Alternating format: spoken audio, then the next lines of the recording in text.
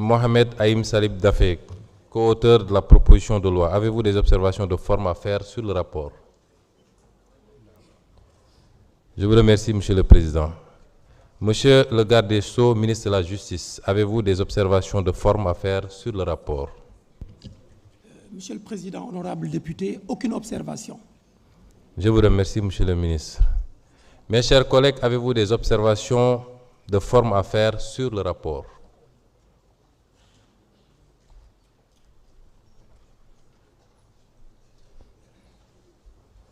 Je vous remercie. La discussion générale est ouverte sur les conclusions de la Commission. Quels sont ceux qui demandent à intervenir? Je fais un rappel au règlement à l'article 83 pour la question préalable tendant à qu'il n'y ait pas lieu de délibérer. Monsieur le ministre garde des Sceaux, ministre de la Justice, honorables collègues députés, la séance qui nous réunit aujourd'hui constitue, chacun en conviendra, un moment d'une portée exceptionnelle dans l'histoire politique et institutionnelle de notre pays. Pour la première fois, depuis l'indépendance du Sénégal, l'Assemblée nationale est appelée à l'initiative de sa majorité mécanique à engager une réforme constitutionnelle d'une ampleur telle qu'elle modifierait profondément l'équilibre de nos institutions tout en écartant les amendements présentés par le gouvernement au nom du président de la République. Au-delà des discussions techniques qui nous sont soumises, c'est l'architecture même de notre régime politique qui est en débat. Depuis la réforme constitutionnelle de 1963, approuvée par référendum, les grandes évolutions de nos institutions ont toujours été guidées par une même exigence, comme en 2001 et en 2016. Lorsque les fondements du pacte institutionnel sont en cause, le peuple sénégalais, seul détenteur de la souveraineté nationale, est appelé à se prononcer. Or, les réformes qui nous sont proposées aujourd'hui conduiraient à un profond déplacement du centre de gravité de nos institutions.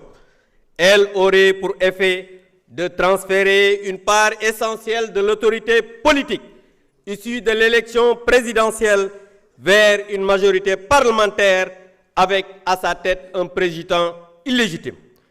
Une décision d'une telle portée ne peut être prise sans que le peuple sénégalais soit directement consulté. C'est pourquoi nous estimons qu'une réforme de cette importance relève naturellement du référendum, seul mécanisme permettant au peuple souverain de décider lui-même de son destin institutionnel. Honorables collègues, les décisions que nous prendrons aujourd'hui dépasseront largement le cadre de cette législature.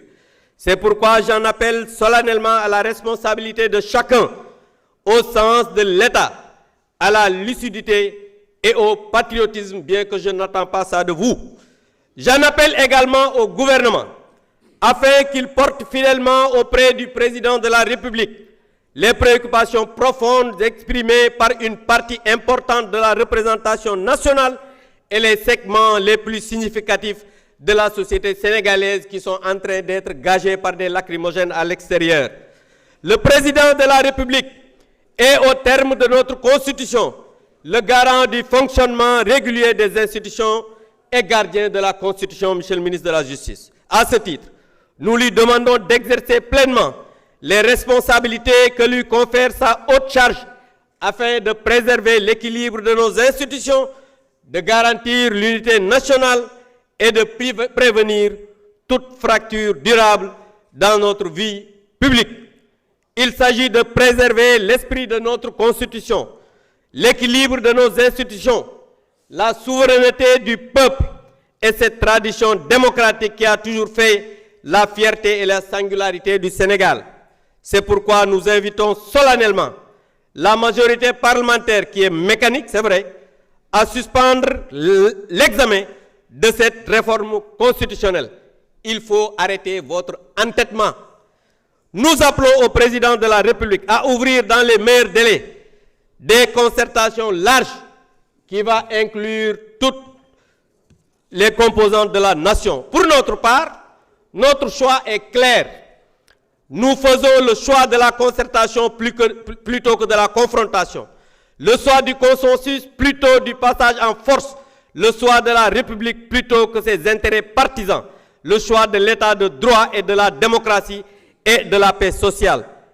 Qu'il soit toutefois clairement entendu qu'en toute hypothèse, notre groupe parlementaire s'opposera avec tous les moyens républicains et tous les démocrates à toute initiative visant à instaurer au Sénégal un régime de parti-État. Parce que vous n'êtes pas des démocrates, vous êtes des fascistes, vous vous entêtez à vouloir passer en force. Donc je demande qu'il n'y ait pas lieu de délibérer. Je vous remercie.